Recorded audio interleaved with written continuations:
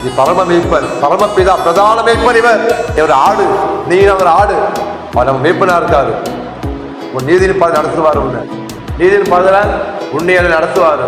புல்வெளிகள் மேய்ப்பார், நம்மள உள்ளம் பொருள் நல்ல மேய்ச்சல் காண செய்வாரு. மேய்ப்பன் பார்த்தீங்கன்னா வெளியே மேய்க்க வைக்கிறானா, ஆடு என்ன பண்ண ஓட்டின்னு வந்து மஞ்சளை கட்டி விட்டுறான் ஈவன் நைட்ல. அப்ப அந்த அறுவடை கொண்டு வந்து புள்ள என்ன பண்றான், உள்ளே போடுறான் வந்து நைட்டு சாப்பிட்றதுக்கு. புரியுதுங்களா?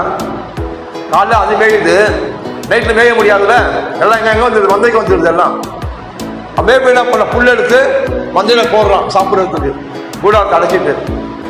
அதே போல இவருக்குள்ள வந்தீங்கன்னா ரட்சிப்பு இலவசம், சுகம் இலவசம், சமாதானம் இலவசம், ஆசீர்வாதம் இலவசம், வெற்றி இலவசம், சுகபாலம் இலவசம், இவருடைய எல்லாமே இலவசம்.